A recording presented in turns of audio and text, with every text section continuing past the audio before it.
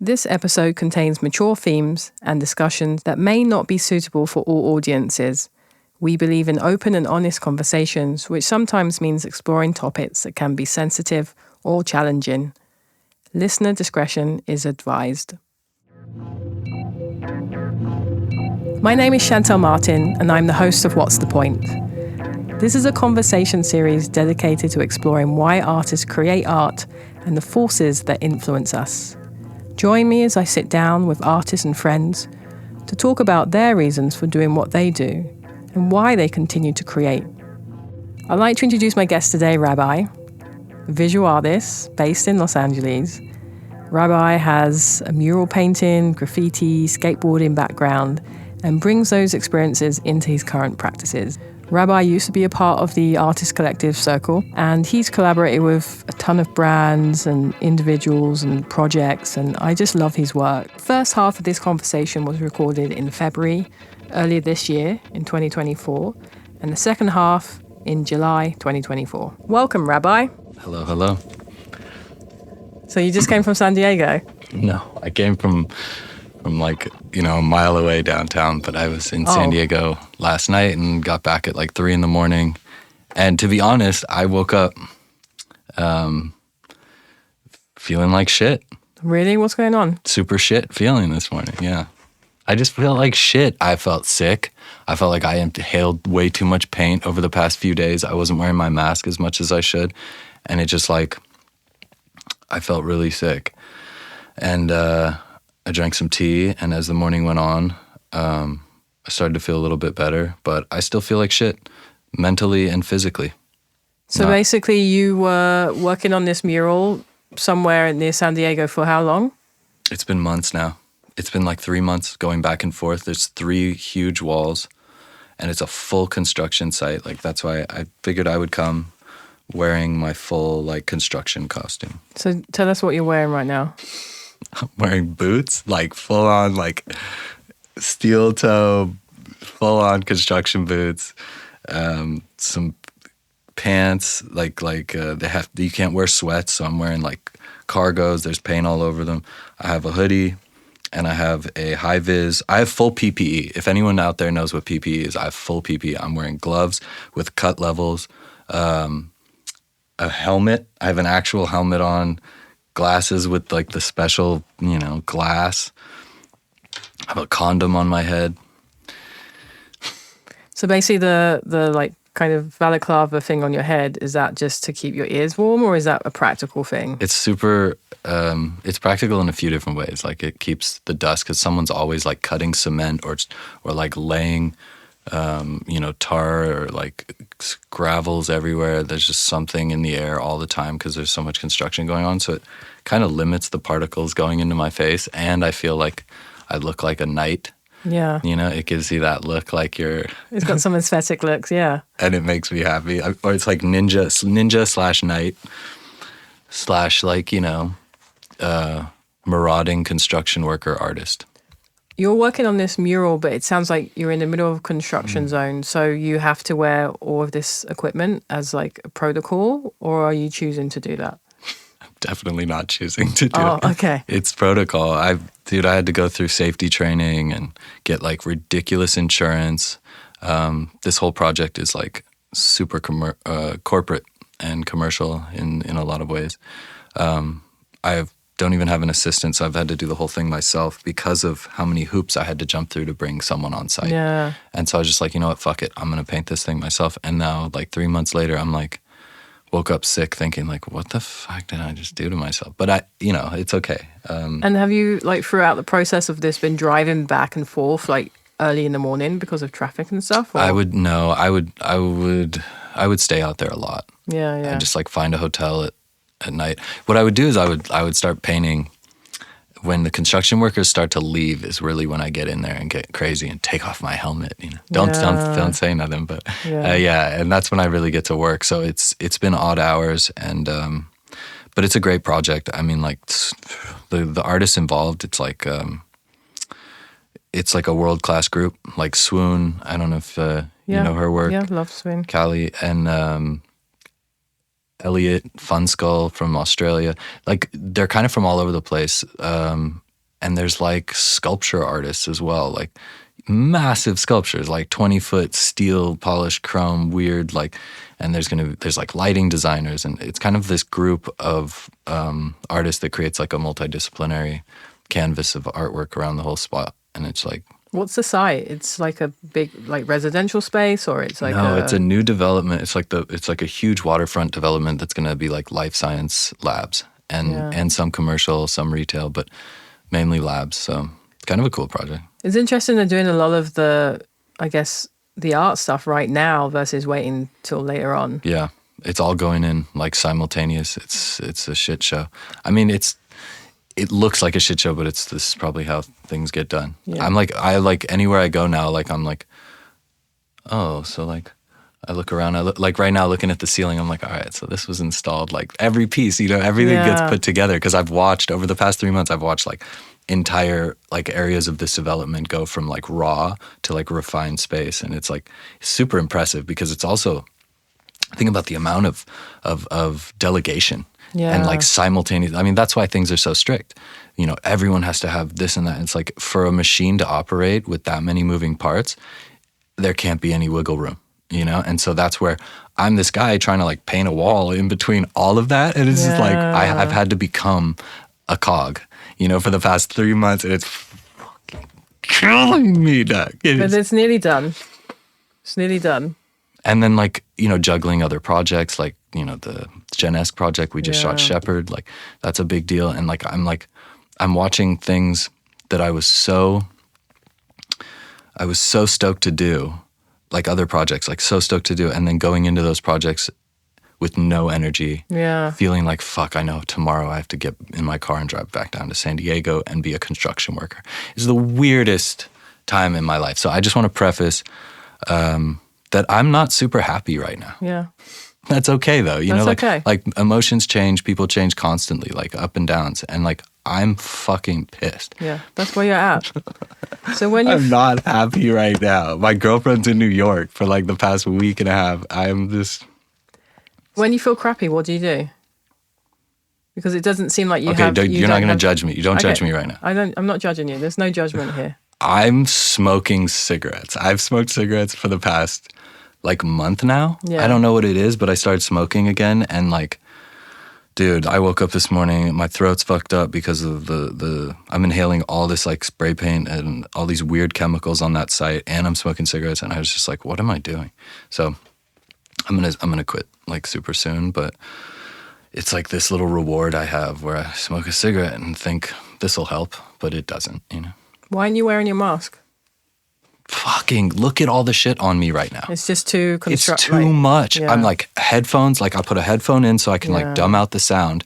And then I've got a helmet on and I've got this mask on and I've got a harness. Like if I go up on a ladder more than, not even a scissor lift or a boom lift, if I go up on a ladder more than 4 feet, there's a guy on site that'll come up to me and be like, where's your harness? Yeah. And I'm like, I'm on a ladder, dude. Give me a break. Anyways, so you're constantly wearing all this shit.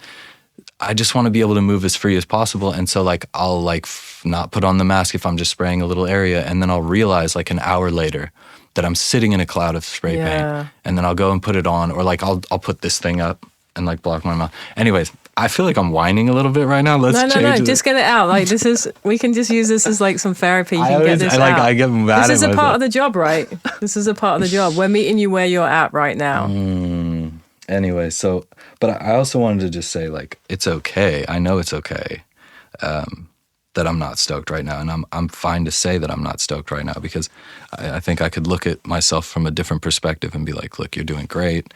You shouldn't be complaining. Blah blah blah. You're doing better than a certain amount of people on the planet. But like the truth is, like that perspective has two sides too. It's like, well, I could be doing better, and I want to fucking feel better, and like. My problems just because I have a job aren't less than someone who doesn't. Yeah. I still have problems. I still have fucking shit I'm dealing with all the time. So, but I know that'll change. At the end of this, do you think you're going to say it's worth it? Yes. Yeah. 100%. What makes you think that? The money. Okay. Bro, the money, you need money to live a life. Like, money's funny.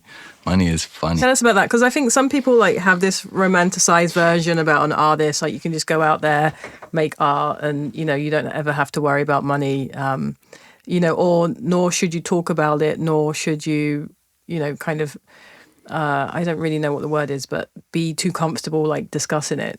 You know, like so tell us about what your relationship to is like money. Like money's funny.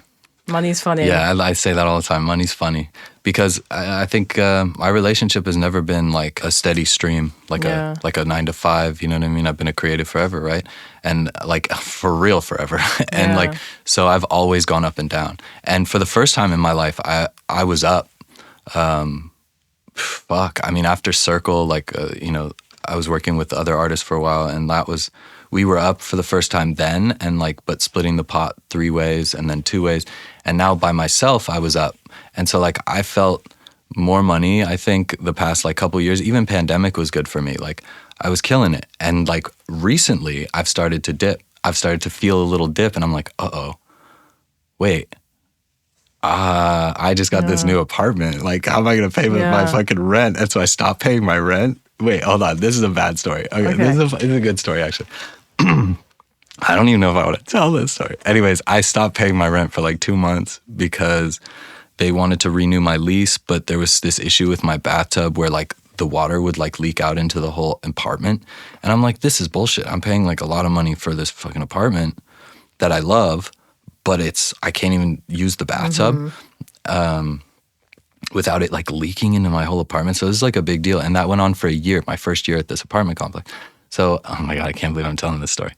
So anyways, before I signed the lease, I said, you guys got to fix my bathtub. And I said it really nice. Fair enough. I was super diplomatic. And that's how I approached it was, this seems fair to me. Like, I love the place. I want to sign a new lease, but let's fix my bathtub. And I would like, maybe you guys could compensate me for that year that, you know, you didn't fix it, that I was asking for you to fix it for a year. Anyways, the long story short, do not ever use holding your rent back as a tactic to get your fucking apartment to like, you know, respond, because I think they instantly saw that as a threat and that I was this like delinquent guy who was just trying to like, you know, not pay his rent. And so, mind you, I'm in San Diego. I'm doing all these other things. I get back from San Diego after like a month and a half of going back and forth with them, saying, hey, has they said anything? Like, has upper management said anything? I was so clear with them. I want to pay my rent. This isn't about not wanting to live here. Let me know what they say about this inquiry. Month and a half later, I get a straight up like court suit filing summons thing that says the apartment complex versus David Torres. You know what I mean? And I'm like, what the fuck is this? So they took it from 0 to 100. Yeah, entirely. And I'm like, you got to be kidding me. Like, what is this? Did they even attempt to come and fix your bathtub? They fixed the bathtub. Okay. That's actually cool, is they realized, okay, let's fix his bathtub. But I'm like, all right, cool, thanks for fixing it. But like, I've spent a year with this leaking problem. Yeah. And like, anyways, this is dumb. I don't want to tell the story. Anyway, so I stopped paying my rent. Then I realized, oh shit, I'm in a money pinch. This project hasn't ended, so I don't have the money from this project yet. Like, and I'm kind of broke. I'm not kind of broke. I'm like broke, right? Yeah. And I'm like, but meanwhile, I'm shooting Shepard Fairey. I'm going to Hong Kong next month. I'm killing it, right? As an artist. Oh, look how cool he looks. Broke. And like running up credit cards to stay at hotels in San Diego. So I had this is actually a good story, because I had a conversation with a friend of mine near San Diego, Bibi Bastidas, who's like one of my favorite artists and an old friend who I love, lives in Oceanside. And shout out to Bibi. And we were talking about stuff, and he's like, I have this design job. I've been working with this cannabis company, and like I'm making more money than I've ever made. I'm like killing it, but I'm not happy. Yeah. I want to go back to being a fucking wild artist where shit goes up and down and I don't know what to do. But maybe with this new experience, I'll do a better job for sure. Yeah. But he was just like, we were having this conversation about, wow, well, I'm this guy who's doing the art thing like crazy, but I'm like not happy. Yeah. I'm like broke, but I am happy. You're like the other side of the coin. And it's like, this is something we talk about, you've probably talked about a million times. And so, but he popped up in the back of my mind. I'm like, oh, BB's fucking flush. I hit up BB. This is someone who, in the past, like, I feel like it hits me up. Yo, can I borrow your projector? Yo, can I, you know, like, and I've done him some favors, and I'm just like, but we have a good relationship where you know, we know each other, and it's solid. And I hit him up. I'm like, dude, I need to borrow some cash. Because the apartment said in order to get out of this thing, they needed a money order, a cashier's check. Yeah. I couldn't even use a credit card or anything else. So I'm like, I gotta just get cash quick, like almost 10K. Like, what the fuck am I gonna do? So I hit up BB, and I'm like, bro, I need to borrow cash. And before I even started explaining myself, he goes, don't even. Yeah, I got you. I got you. Don't even explain it. And I like almost like teared up, you know what I mean? Because it's like, fuck, dude. That's a homie.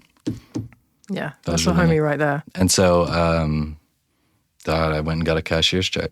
The joke is I had to drive to Oceanside to get it. Yeah. I'm so sick of driving this fucking 5 freeway to San Diego. Here I am going back to get it, like in the middle of the night to get cash. Felt like a drug deal. So everything's sorted now? Yeah, it's fucking sorted. Yeah. Because that must have been another stress on you to get this like court document. Dude, I just felt, and something about it made me feel like criminal. Yeah. Almost, and then even needing to go get cash to give them. Like, what the fuck is that? Like, but the fact that they didn't even pick up the phone to call you. No, it was not good. Just to say, hey, like, this is where we're at. It's just not that kind of a complex. Like, it's downtown LA. I realized, like, in hindsight, I'm like, man, of course they deal with so many people. Yeah. I've seen sheriffs, like, you know, raiding some of the apartments and kicking people out, things like that, like where they deal with some wild shit probably, you know, like. You said in the past, like, you know, with Circle, is it Circle? Circle. So with Circle and then by yourself, you know, you've had moments where you've made money and you've been like on the up. Like in those moments, like what have you done? Like, do you put money away? Are you spending it all? Do you put it all on, like, are you spending it all on, like, materials? Like, when you're up, what are you doing? Okay, before I answer that question, I just want to say this feeling of feeling like criminal and, like, feeling, like, kind of low and feeling like, man, I'm, like, am I fucking up? Like, feeling, like, just shitty about myself. Yeah. Something I thought I was talking to a friend about is, like, when you're in places like that, like I was trying to like really tell myself, like, don't forget who you are. Yeah. Don't forget who you are. Don't forget what your character is. You are not some guy like trying to not pay your rent and fuck over some company and get sued. It was just like, okay, just like remember where your heart is and who you are, because without that, I was going to fucking drown. You know what I mean? Yeah. I felt so shitty. I was just like, but don't worry. Like, you're this person who is like a beacon of light, and you are a connector, and you do things like you spread fucking good shit, and I don't know, like that sounds so corny, but like just remembering like where your heart comes from and who you are, because I was like, fuck, I just like, and I look like a construction worker, and I'm just like at this weird place. Yeah. So. Well, the thing is like, even when you feel crappy, you walk in a room and you bring light and energy into that room. Like, I don't know if you realize that, but like just your presence, like brings so much positive energy into a space, even when you feel like crap. So there is something innately about you and just who you are and what you represent that, like, regardless of where you're at, you're bringing that with you. Thanks, Doug. It's true. Well, I'm trying to do that today, too. Yeah. I hope this is relatable. Yeah. But like you say, you know, and that's the thing. Being an artist is hard. It's hard. And I say to people all the time when they say, you know, I'd love to be an artist. And I'm like, don't. Like, unless you can't absolutely do anything else, do not choose this career path. Mm-hmm. You know, if you come from privilege and you've got everything taken care of, fine. But if you don't, only do this if this is really the only last thing that you can imagine, like, not doing, you know? I love you. It's hard because, you know, unless you come from a particular path, you're not supported, you're not encouraged. Mm-hmm. Even if you succeed, then people call you a sellout. So you actually really, there's no real success in it because the system is set up for you not to succeed. And then there's no education.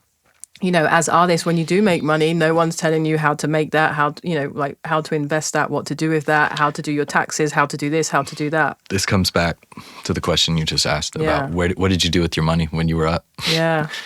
And fucking Davey and I went to the mall. You know what I mean? I just remember we had a show in Hong Kong that sold out.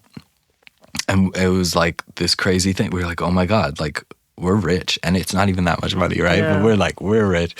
And we went straight to IT, which is this sick like mall in, and Lane Crawford, like in Hong Kong, in Lang Kwai Fong or somewhere like bougie. I think it's Lang Kwai Fong. But we just looked at stuff. I bought like the most expensive shoes I've ever bought, and like I still have them to this day. I treat them like royalty, because I think coming from a place where I didn't have a lot of money, and man, coming from that, you weren't taught like what you just said about education. Like I have no idea how to invest. Like I would love some parents that like taught me like, oh, well, here's what you do with your money, and you save and you invest and you do all this shit. It's like I don't have those skills. And so when I make money, okay, where we were smart, and what I still do to this day is I just put it right back in. I'm not afraid to like put my money back into what I'm doing. And I just spend money on research, development, all that shit. Like I'm constantly like getting things to try things, and like paying for tools and materials and resources and references, and like that's where the money goes, mainly. That and food and living. You know what I mean? I haven't been able to save, but also because I just don't have that skill. It's not in me to save. How do you save when you don't have any money? Then when you have money, like you don't know how to save. Is it even the education of debt? For example, okay, you're in debt. You're in debt, you're using all these credit cards. Okay, so let's make sure you have the right credit cards, So at some point you were in a good place, so you probably had okay credit. Now you have these credit cards. Okay, so let's make sure you have this credit card to spend on groceries, this credit card for travel, this credit card for this, so you can get 4x for this, 4x for that, 4x for that. It's like we're not even taught how to be in debt, because there is a way where you can be in debt and come out on top, at the end of it. Yeah. And, and a part of that, I feel like it's for design, because when I try to talk to some artists about money and all those sorts of things, they're like, oh, I can't talk about that. And I'm like, well, what do you mean you can't talk about that? And they're like, well, it's nothing to do with the art, and, it's not tasteful or something like that. And I said, well, you make art, what happens to that art? And they're like, well, it goes to a show. And I'm like, okay, it goes to a gallery. Okay, so then what happens when it goes to the gallery? Well, someone buys it. Okay, what do they buy it for? No. Money. About that. Okay, so money is an integral part of your whole practice, but somehow along the way, you've been taught that it's taboo or it's distasteful to actually talk about the thing, about the art. And at the end of the day, it's retail, it's commerce. You make something, someone buys it. It's totally commerce. But the art world and market has created this whole facade and this illusion to, basically keep artists out of the conversation about the money, which is innately a part of what the practice is. And if you think about it, and I've said this before, as a living artist, you make the work and someone buys the work. You don't actually need everyone in between, but everyone else is taking a cut, and they can talk about money because it's the art market now and it's all these other things. Whereas they keep us naive so that we're always struggling. And there's a reason why people romanticize the idea of a struggling artist. It's because they can profit from us. God damn. So tell us. Those are wise words. So we wanted to talk a little bit about present today and the future tomorrow as a loose kind of concept. And I think I wanted just to ask you a little bit about some of the design concepts you have behind your work, because, I think you're not just an artist. You are someone that contemplates, thinks a lot about concepts, context, and all of those things in between. And I've seen that play out in projects like GenSec and Gen-esque. GenSec, thank you. Everyone butchers it. I was testing you there. Everyone butchers it. So it's Generation Escape, right? Yes. So that's why it's Gen-esque. Yes, exactly. Okay, so tell us a little bit about Gen-esque. I love that you see that in my work, and I think some of my closest colleagues and friends recognize that. And so my goal has always been, I've obviously like learned a lot and I'm still learning. But my goal as a creative, the best work for me is like great message, great aesthetic. And when you marry those two, to me, it's my favorite work, you know? And so it took me a while, actually. I remember seeing a piece of art and being like, that's fucking stupid. I hate that. And then finding out later the meaning. And all of a sudden it became like one of my favorite pieces of art. I wish I knew, it was at a museum or something, but I wish I knew who that artist was, because I would have but it was a landmark for me. And so that's been a goal since then, like in my early 20s, where it was just like, let me not judge something. Let me try not to judge something if like right off the bat I hate it until I understand it. And then I would hope the same for my work. So I like to sort of take an idea. Everything starts with an idea, right? It starts with a concept, and then I create a visual language, which is something I know you're familiar with. So it's like identity, branding, like these are all things that not just because we think of them in advertising, these are things our brains are programmed to recognize, right? So I think by creating a visual language and creating like something that encapsulates an idea visually and is visually pleasing, like you're gonna capture like an essence more than just something that maybe looks cool but has no depth. Yeah. And so there's so much depth behind what I try to do usually, and even if it's simple, even if it appears simple, and okay, that's something else. Most of the time, the something that's going to take or that's going to catch the eye of someone and be the most clear is simple. And so what you want to do is you want to create something very simple, but so fucking complex, you know? And when doing that, it's like you capture the first person who maybe doesn't want to go deeper, that just goes, wow, that's beautiful. But then if someone is interested and wants to go deeper, they can, you know? And those are the people I want to find, you know? And that's like, I think every artist, every person is like attracting their tribe or their community through their work. And I think that's what I'm doing as well. I think I can relate to that in a different visual way, because I'm someone that is obsessed with the idea of lines. And lines is something that we can all make. It's like the most simple visual kind of aesthetic. But within a line, you can see the confidence of a person, you can see hesitation, you can see the type of material they were using, the surface they were drawing on. I think there's so much information in that. And then even just with like logistically within a line, how long is that line? You know, what's the average coverage? How many angles were in that line? You know, what speed and velocity did you draw that line at? And so I think there's all these layers that you can kind of like dig up.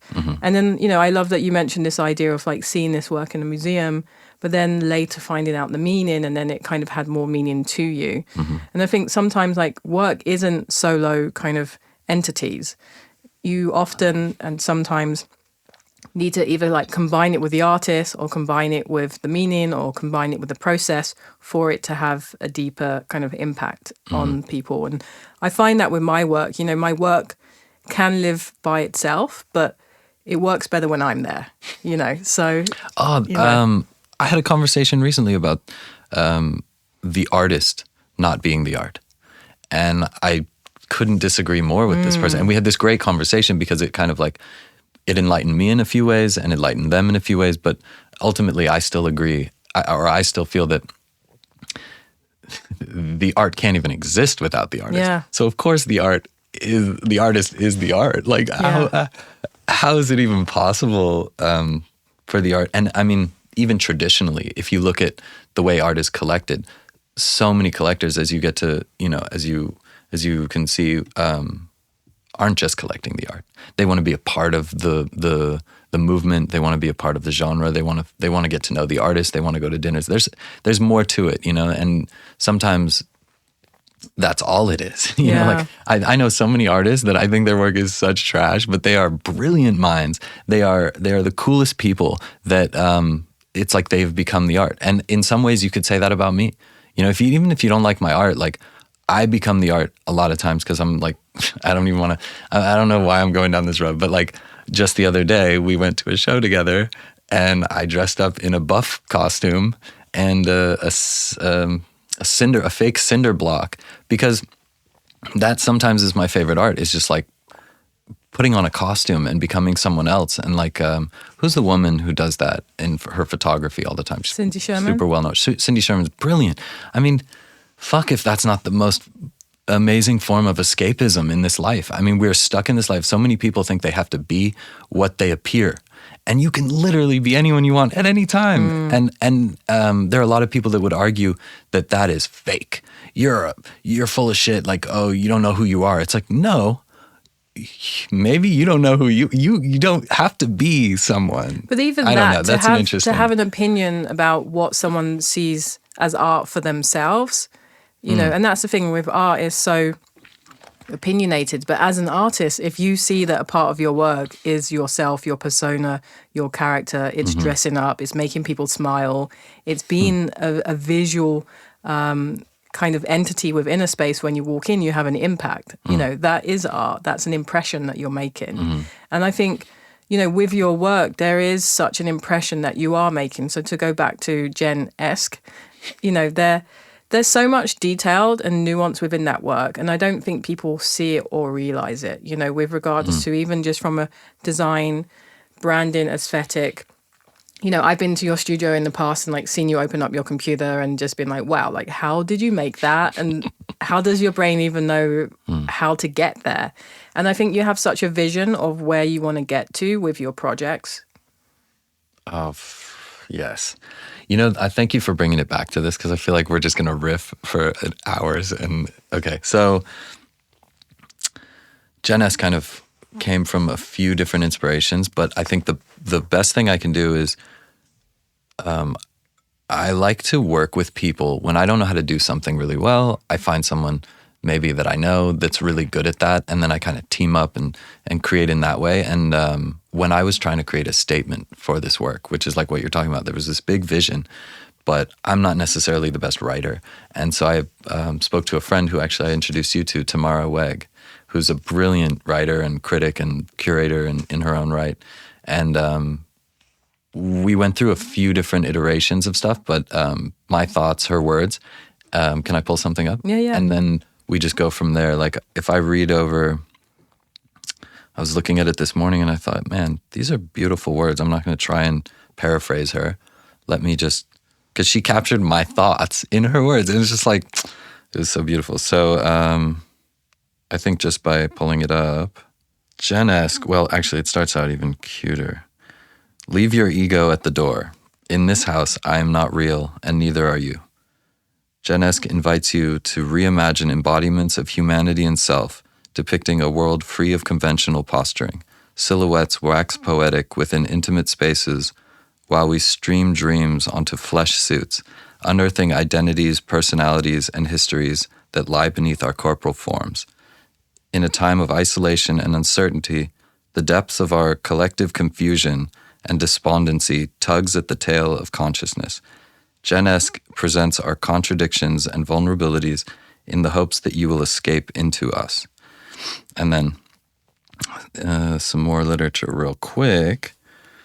Oh yeah, this really helps people understand what the heck I'm doing. Generation Escape is a series of short art films that capture artists in green screens. Oh, I said all that. Commonalities of escapism and contradiction arise among them all, highlighting our society's obsession with self-image and the check this out, this is beautiful, and the ironically ubiquitous bid for individuality. Fucking hell, she's brilliant. In a digital age sculpted by super curated experiences of false reality, are we a generation fated to chase freedom through escape? Can we accept the pervasive and persistent contradictions of the human experience? Word. Thank you. Can we find freedom through escape? Hell yeah. Oh my gosh. Escapism is real. I feel like all artists are escapists or escapativists. What do you, escapists? Escape artists. There we go. Because I guess there's two sides of that coin, you know, so you have a lot of artists that are trying to escape, but also a lot of artists that are trying to find themselves some meaning. And doing the interviews that you have done with Generation Escape, have you found that some of the artists fall on either side of those coins, or has there been kind of a common thread throughout the series? You know, it's interesting because when I'm recording people, it's sort of unconventional. I'm not recording them when I'm filming them. So I ask them And I give them a few prompts, but really I ask them to record themselves privately, where no one can hear them.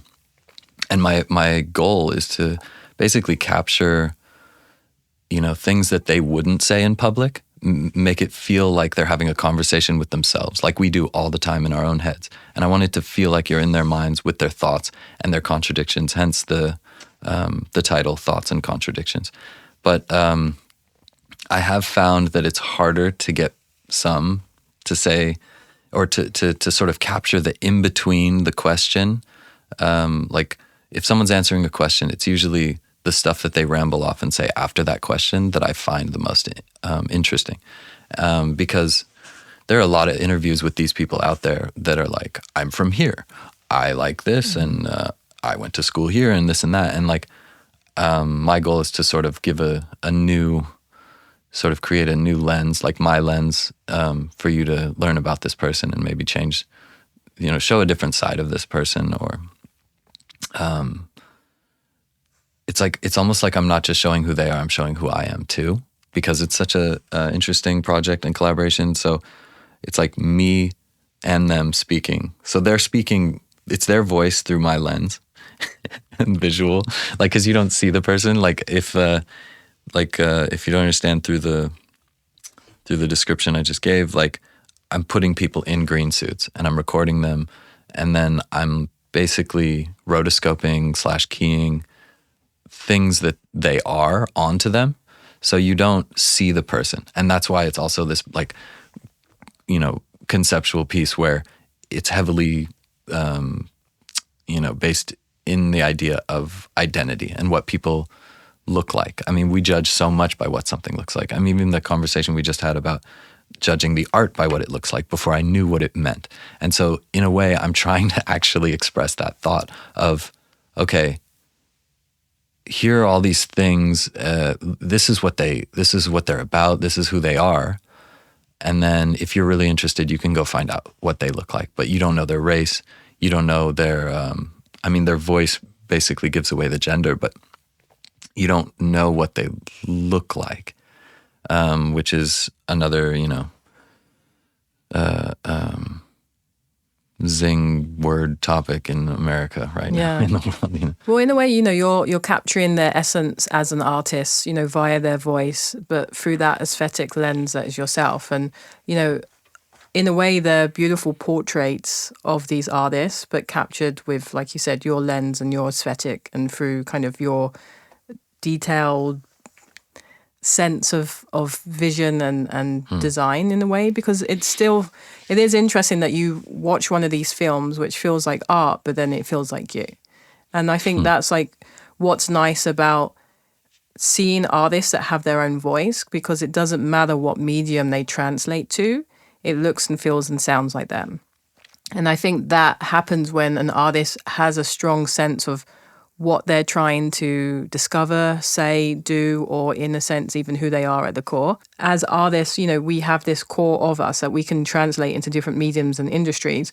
So on that kind of, topic, you have explored different types of mediums and industries, from jewelry to, physical art to, Degen-esque like movies. And as you said, kind of yourself as a portrait. Tell us a little bit kind of about how you bring yourself to these different types of mediums, and what ultimately do you think is the essence that carries through all of them? Wow, that's a good transition question right there. I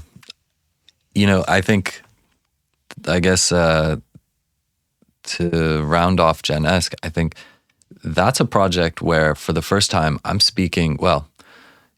really speaking for more than myself, right? I'm speaking for these people, and I'm helping them speak. And so it's definitely more thoughtful, and it's not just something I'm doing on my own. So I have to be a little more careful, a little more thoughtful about the way I represent them, and I represent myself, right?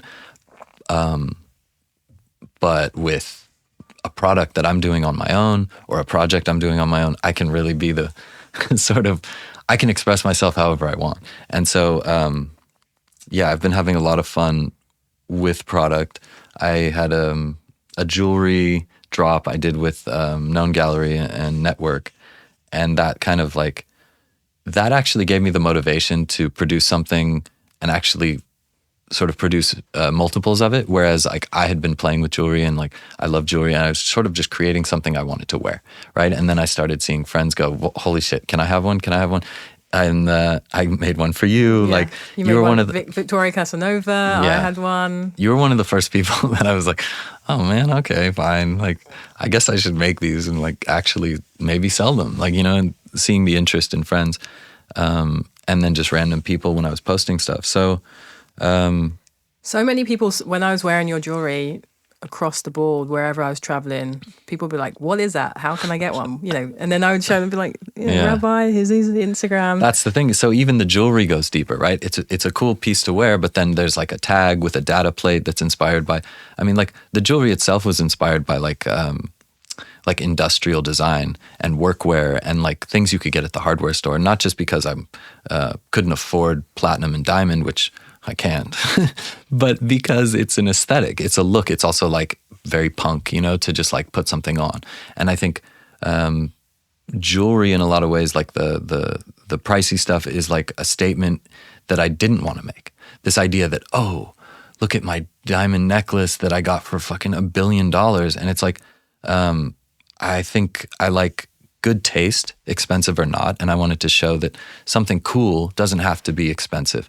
And also it's sort of the idea I knew would lead to potential collaborations with brands that would want to make them platinum or something. And that's still to come. And I've actually, the jewelry itself has led to other product ideas along the same inspiration, where it is this rabbi towing. Like I'm like this towing company that's not a towing company, that is like heavily inspired by LA's just visual like landscape and the proletariat, like workforce and workwear. And so I have a capsule coming out with a brand that I probably shouldn't mention yet, but it's going to be like, you know, work gloves, like the gloves we all wear when we're painting or spray painting, and then a set of keys for every scissor lift, like a boom lift, scissor lift. I'm so surprised no one has done this yet, but it was something I thought of with a friend in Hawaii, and now we're like, he had a bag of keys for a scissor lift for all the artists that were working. It was Jasper Wong for the Worldwide Walls Festival, and we were in his car and he had a bag of scissor lift keys, and I was like, oh dude, let me get one of those. And he was like, no man, I gotta give these back. And I was like, wait, oh my God, like, can you just get these? And so I was like, I'm going to make a custom lift key set for this niche group of people that are in that culture. And like, it's going to be so good. And so the keys, gloves, maybe a shirt, and I'm doing it like, so I'm partnering with them, with Worldwide Walls, and another company that I'm just not going to mention yet just because it's still happening. Yeah. But it's going to be really cool. And so I just love how everything does start with an idea. Again, here I am again saying, I'm not a fashion designer, but I can be if I want to make something. And the idea behind the fashion is so much deeper because I'm this thoughtful artist, right? So it's not just about a lift key set or the gloves. It's like the gloves themselves, I was thinking to put have on one hand and hold on the other. And this, like, I'm like creating this romance, this marriage between the human and their art. So like to have and to hold. And like there is this crazy marriage, this romance of love and hate that we have with our work. And so I want to like visually express that now through this capsule. And like it just, everything just goes so much deeper, you know? And I think it's always, you find so much fun and play within the work at the same time, even how you release your projects. So tell us how you release, you know, the jewelry when you did that. Okay, the jewelry. Okay, yes. This is a good point because I think everyone can relate to this. Having to make art for your art. I call it having to make art for the art now. Before social media, you made something, you put it out, people saw it. Maybe it didn't reach as far, or maybe it did, but it had different ways of reaching that way. But you didn't have to make all this art for your art.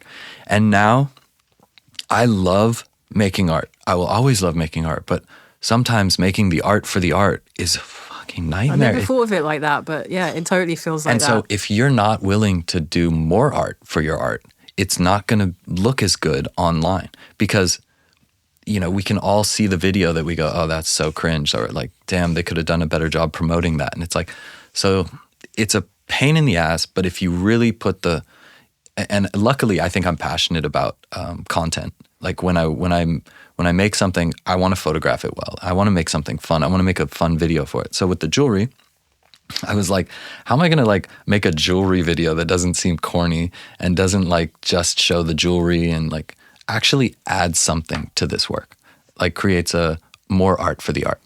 And so at first I was going to like Craigslist, I was going to put out a Craigslist casting call for anyone like 80 and up. And I actually wrote the Craigslist ad, and I got some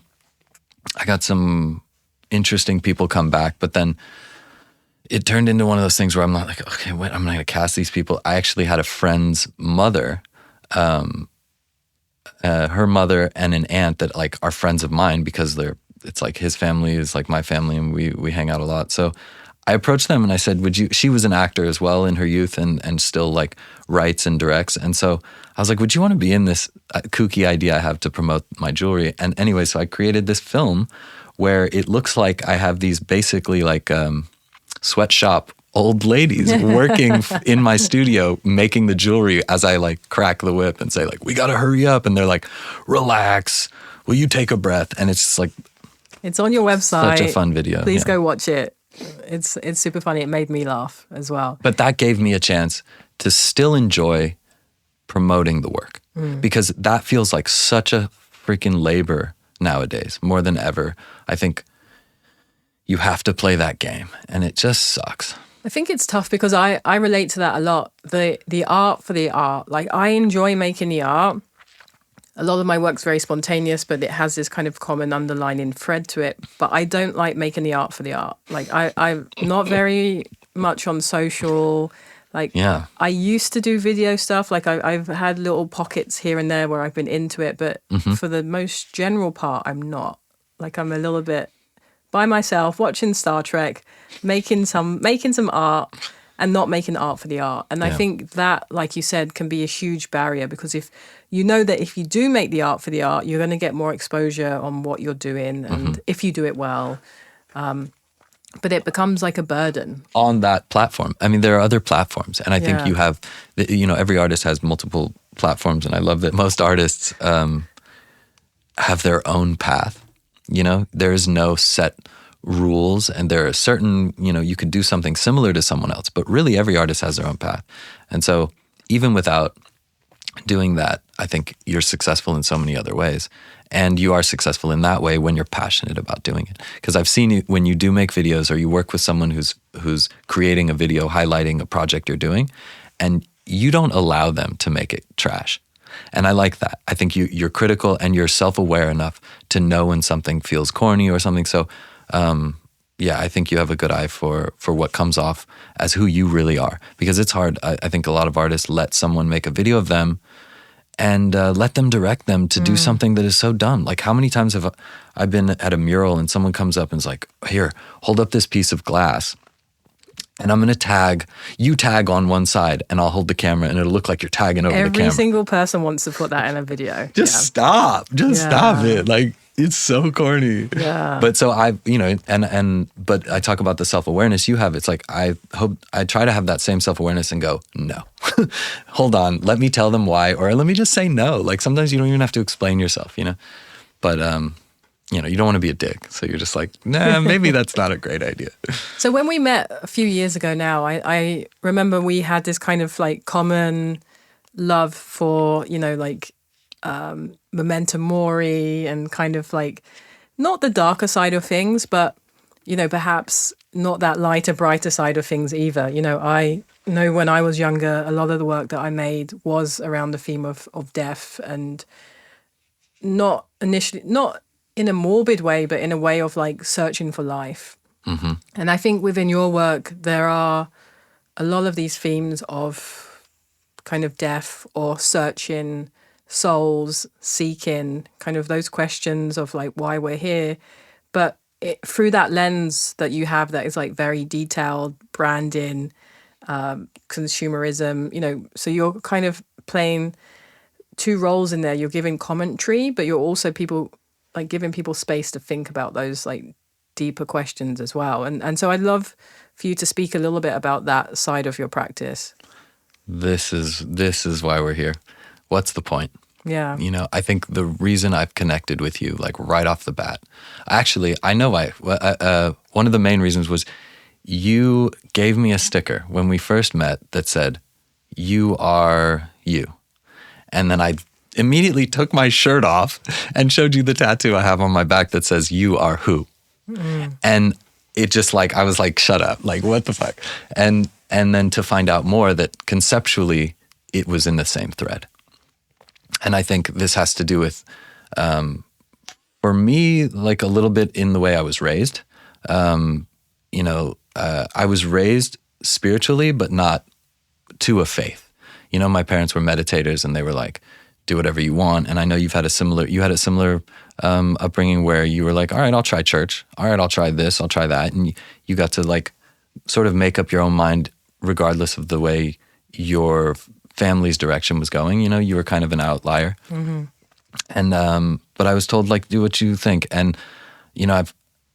I've found the most faith in not knowing, because everyone claims to have the answers, but I'm like, wait, how do you know that's the answer, dude? Like, there's just like, you don't really know. And so that's inspired my work of late and throughout my entire life. But now more than ever, I've entered this phase of almost like a darker humor and absurdity, like the sort of, I'm leaning towards like the nihilistic side of mortality, like that it doesn't have a point. But that doesn't mean I don't think there could be a point. It doesn't mean everything we're doing isn't divine and that we're going to go to heaven and there's a God in the sky who says you're allowed. Like, that's possible. Doesn't seem probable, but it's possible. And so I like exploring that confusion that I think we all have deep down. And that's where these absurd sort of darker projects have been coming from. And that's where Rabbi Towing started with the idea, the tagline is deaths in tow. And so the aesthetic, again, like I'm encapsulating a whole thing, but like the aesthetic is towing and like my life in LA, like just this landscape has always been so beautiful to me. And I'm finally using it within my workwear and workwear and like the high vis and like things like that are just cool to me. I think, when I see construction workers, I'm like, dude, they look like they're on a runway, like you guys are modeling right now. But to bring it back, death's in tow, and there's like heavily like undertones of mortality and absurdism and dark humor. And so I've had a few different projects. One of late, I think the one that's gone the most sort of viral and doesn't have a lot of explanation because it's still building is I was driving and I saw a sign like you do all the time that says like, we fix your credit, or we buy houses. But I saw one that said, we fix your credit. And I thought, or I think I saw one that said, we buy gold. And I was like, oh, what if it said, we buy souls? And I chuckled like I'm doing now. I was just like, that's so funny. I would definitely like double take and be like, what the fuck, LA? Are you serious? Like, why? So then it was just like, I just designed it and printed it and like, and went to a site, designed it in the yard sign, corrugated plastic, and they came and I just started trolling LA. Like I just thought it'd be so funny. But instead of just making the sign, I was like, oh my God, this is obviously a bigger experiment. The number really works. You call the number, and now I got to create a recording that goes deeper, which I used like an AI voice. So it's like a British woman's voice talking very nice. And it says like, for white souls, press 1. For black souls, press 2. Wow. And so now I'm like, oh, I'm really trolling people because racism, do you have another button? Classism. The buttons don't even work yet, but they're gonna work. I have to the project is expanding quickly. I have like 16,000 messages ongoing right now, and these are all people calling to sell their soul. And some are joking, some are taking the piss, some are like fuck you, some are words I'm not even gonna say. And then, But the idea of asking people to define their worth based off of everything that it shouldn't be defined on, how much money you have, what race you are, like I'm not asking really for moral virtue. You know, I'm saying like, I'm saying all the things that it shouldn't be and seeing what people say. Because the thought that someone would think that what their worth is based off of their status or their looks or their wealth is absurd to me. And that's what I want to do. I want to make people question. Like I think that's kind of the core of this is my, like talking about my upbringing. It's like I want people to kind of question this faith and what faith they have and why they think they're worth what. And so that's kind of where this is coming from. And it's just become this like total absurdist experiment with my favorite city that I love. Yeah, I was going to say there's an absurdity to it, in the sense that your soul is your soul. It's something that we all have that is perhaps unique, but perhaps is one. And then for you to start to make divisions on that or put people in boxes, kind of mimicking societal structures, but now kind of referencing it or obtaining it with like this idea of souls. Like I can see how that would make people angry. But at the same time, if people are calling a line to say, hey, I want to sell my soul, have you thought about, as a part of the project, like raising some money and like having contracts and buying souls? Oh, yeah. Way ahead of you. And then what does that look like kind of ethically and morally? Yeah, but does a soul exist even? I mean, that's the ultimate question. Like, why do you think a soul even exists? I mean, a lot of people believe in higher powers and depending on their religion, but it's a reflection on today's society and the desperation perhaps within society, the fact that there are these initial signs that are buying houses and gold and kind of anything you have. And, I went for a walk this morning and the neighborhood I was in one block, I went past 3 massive, beautiful churches and it was a very poor area, like on the east side of LA. And I was like, wow, like these institutions come to these areas that are super poor, but look at this like giant, beautiful, polished white building. Like, it's crazy. How much does it even cost to keep that building so clean in a neighborhood that has like such poverty? And it's that sense of like where we put our trust, where we put our money, how society wants to kind of profit from us to the point where it could even be profiting from our souls, which on some level perhaps we are doing because we find ourselves in a place where we're trying to cure this, to cure this, take a pill for this, do this. But not on one level do we say what's actually causing all of this distress. Let's fix that instead of just popping pills. And so I feel like as a humanity, like in a way we're having to sell our soul to live in today's time and society because we're never going after the root cause of a lot of like people's distresses. In a lot of ways. We mask, we wear masks and we mask. And that comes back to Gen Esque and this questioning of identity and escapism, how we escape the realities we live in. Like we live in our phone, we live in the present, we live in our minds in the past and the future. I mean, we exist on so many planes. So the idea of who we are, coming back to you are you and you are who.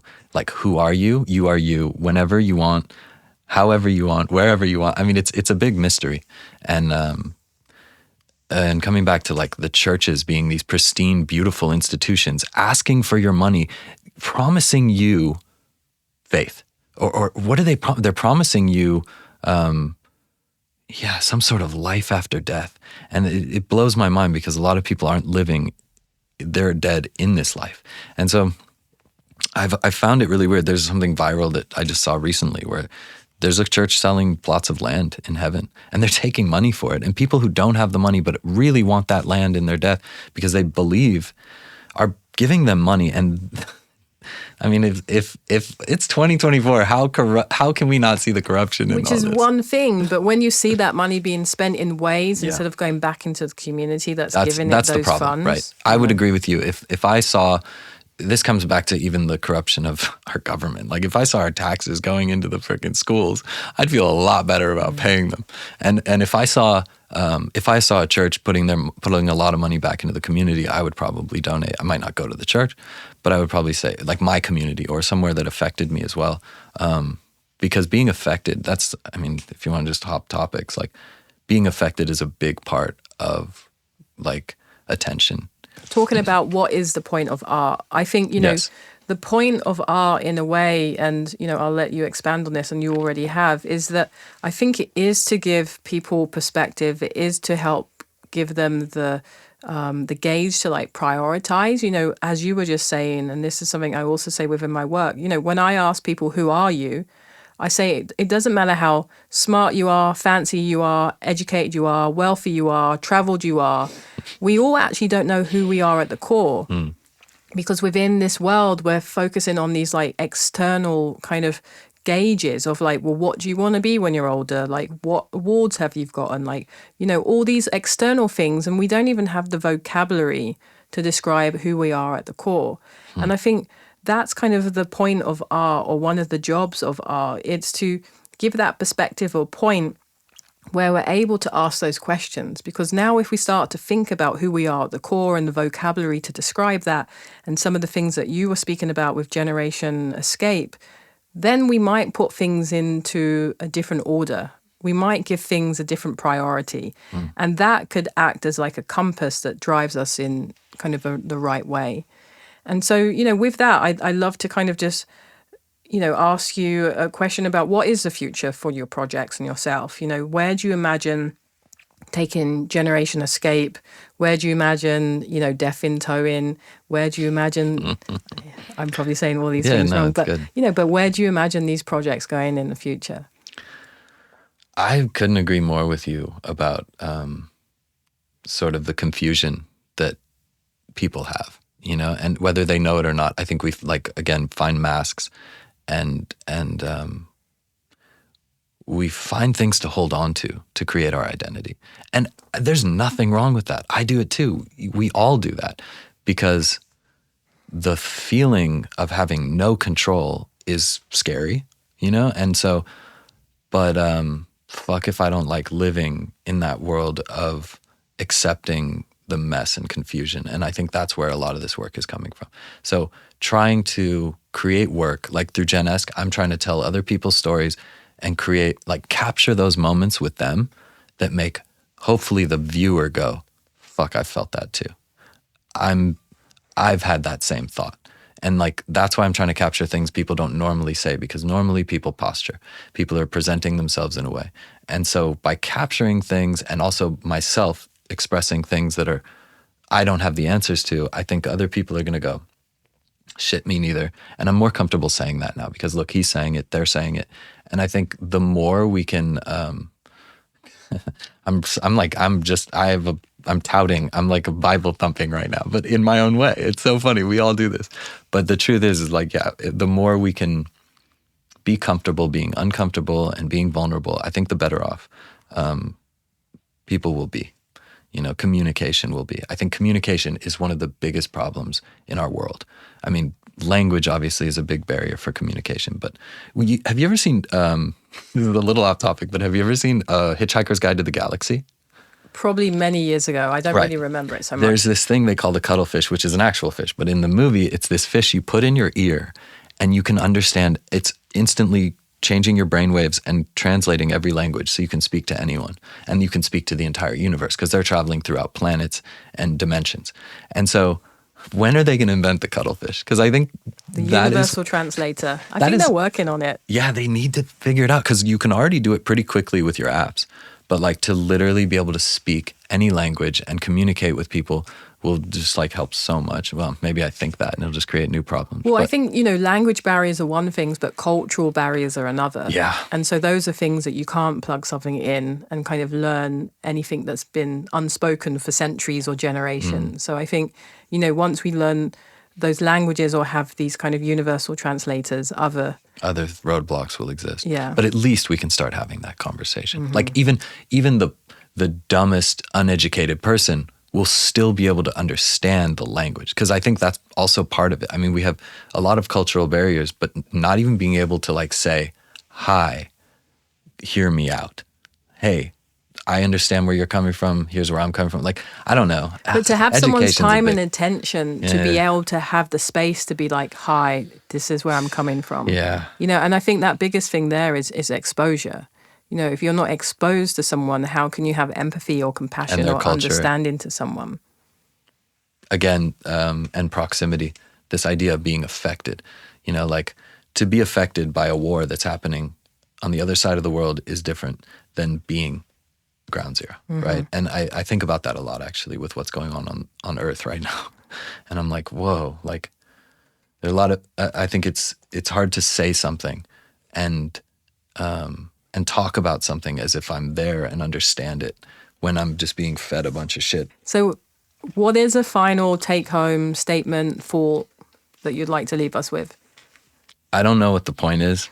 Sometimes I feel like I do. And sometimes I feel like I'll never know, which is more likely. But I think utilizing the passion you have when you have it is super important. You know, that's the way I think sometimes. Like,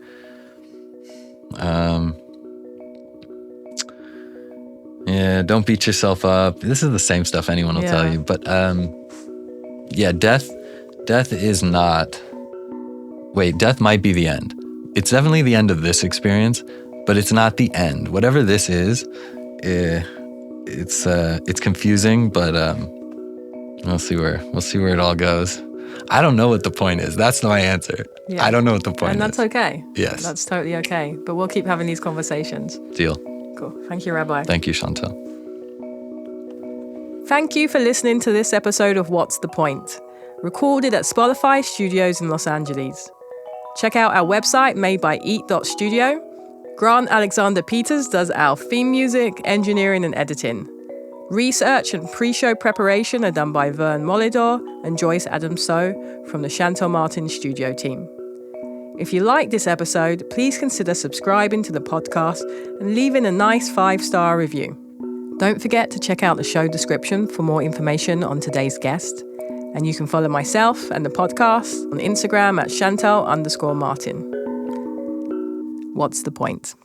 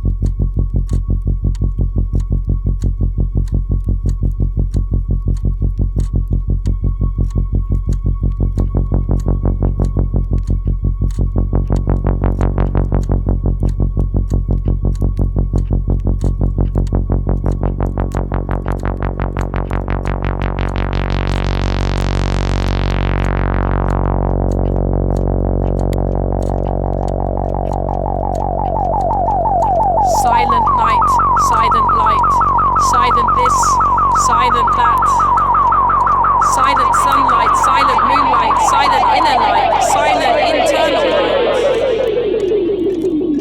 light. As we put out that light,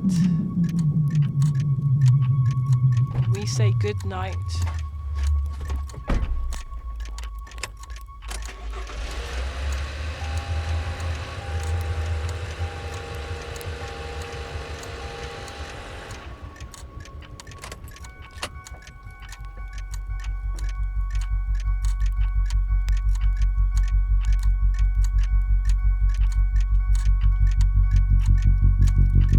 Ticking, talking, ticking, clocking, ticking, knocking, ticking, knocking, ticking, clocking, ticking, moonlight, ticking, inner light, ticking, sunlight, ticking, it's alright. It's alright.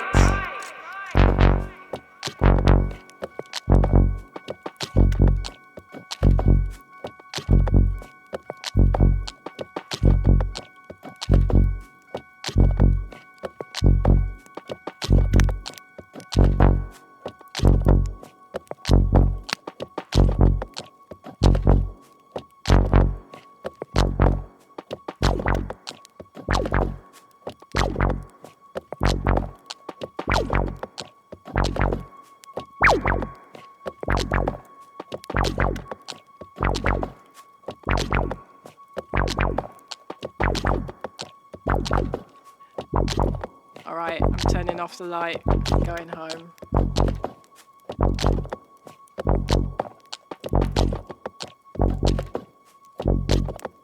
Getting out of here.